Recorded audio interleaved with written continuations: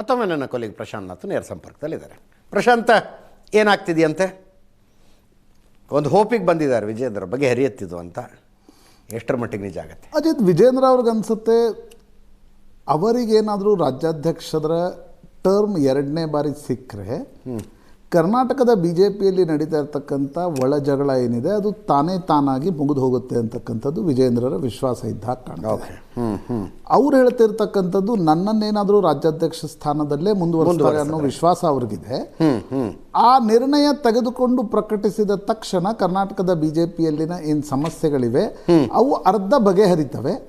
ನಂತರ ಅರ್ಧ ಕೋರ್ ಕಮಿಟಿಯ ರಚನೆಯ ಸಂದರ್ಭದಲ್ಲಿ ಬಗೆಹರಿಸಬಹುದು ಅಂತಕ್ಕಂಥದ್ದು ವಿಜೇಂದ್ರರ ಲೆಕ್ಕಾಚಾರ. ಆದರೆ ಇದರಲ್ಲಿ ಬಸನಗೌಡ ಪಾಟೀಲ್, ಯತ್ನಾಳ್, ರಮೇಶ್ ಜಾರಕಿಹೊಳಿ, ಕುಮಾರ್ ಬಂಗಾರಪ್ಪ, ಅರವಿಂದ ಲಿಂಬಾವಳಿ ಇವರೊಂದು ಎಕ್ಸ್ಟ್ರೀಮ್ ಸ್ಟೆಪ್ ಅನ್ನು ತೆಗೆದುಕೊಂಡಿದ್ದಾರೆ.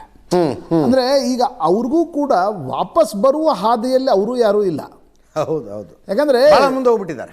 ಜಗಳ ಇಷ್ಟು ಮುಂದೆ ಹೋಗ್ಬಿಟ್ಟಿದೆ ಅಂತಂದ್ರೆ ನೀವು ವಾಪಸ್ ಕೈ ಕುಲುಕುವ ಸ್ಥಿತಿಯಲ್ಲೂ ಕೂಡ ಇಲ್ಲ. ಹೀಗಾಗಿ ಯತ್ನಾಳ್ರ ಬಗ್ಗೆ ಹೈಕಮಾಂಡ್ ಏನು ತೀರ್ಮಾನವನ್ನು ತೆಗೆದುಕೊಳ್ಳುತ್ತೆ. ನಿನ್ನೆ ನಾನು ಸೋಮಣ್ಣ ಅವ್ರು ಕೇಳಿದೆ, 25 ನಿಮಿಷ ಇದ್ರಿ ಎಷ್ಟು? ಇಲ್ಲ, ನಾನು ಬೇರೆ ಯಾವುದೇ ಒಂದು ಇಲಾಖೆಯ ಕೆಲಸದ ಮೇಲೆ ಹೋಗಿದ್ದೆ, ಪಾರ್ಲಿಮೆಂಟ್ ಹೌಸ್ನಲ್ಲಿ ಭೇಟಿ ಆಯಿತು. ಅದೇನು BJPಯ ಕರ್ನಾಟಕದ ಬಗ್ಗೆ ಭೇಟಿ ಅಲ್ಲ, ಸಹಜವಾಗಿ ಅವರು ಕೇಳಿದ್ರು, ನಾನು ಕೆಲವು ವಿಷಯಗಳನ್ನು ಹೇಳಿದೆ ಅನ್ನೋದು ಬಿಟ್ಟರೆ ಸ್ಪೆಸಿಫಿಕಲಿ ಅದರ ಬಗ್ಗೆ ಚರ್ಚೆ ಆಯಿತು ಅಂತಕ್ಕಂಥದ್ದನ್ನು ಸೋಮಣ್ಣ ಹೇಳ್ತಿಲ್ಲ. ಓಕೆ, ಹೀಗಾಗಿ ನನಗನ್ಸುತ್ತೆ ಅಜಿತ್, ಈಗ ಅಂತಿಮವಾಗಿ ಯತ್ನಾಳ್ರು ಒಂದು ವಾರ ಟೈಮ್ ಕೇಳಿದ್ದಾರೆ. ಓಂ ಪಾಠಕ್ ಟೈಮ್ ನಿಶ್ಚಿತವಾಗಿ BJP ಹೈಕಮಾಂಡ್ ಕೂಡ ಕೊಡುತ್ತೆ.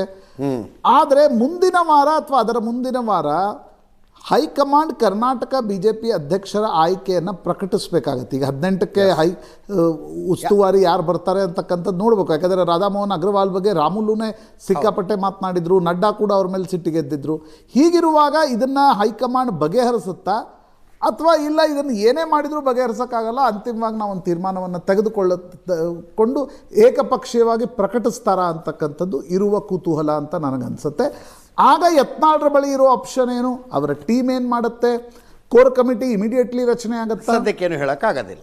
ಇವು ನೋಡಬೇಕಾಗಿರ್ತಕ್ಕಂಥ ಅಂಶಗಳು. Thank you Prashant. ಇದರೊಂದಿಗೆ ಇವತ್ತಿನ ಪಾರ್ಟಿ ರೌಂಡ್ಸ್ ಮುಗಿಸ್ತಾ ಇದ್ದೀವಿ.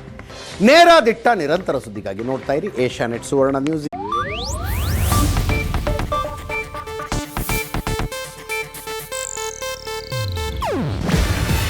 ಇದು ಏಷ್ಯಾನೆಟ್ ನ್ಯೂಸ್ ನೆಟ್ವರ್ಕ್ ಪ್ರಸ್ತುತಿ. ನೀವು ನೋಡ್ತಿದ್ದೀರಾ ಏಷ್ಯಾನೆಟ್ ಸುವರ್ಣ ನ್ಯೂಸ್.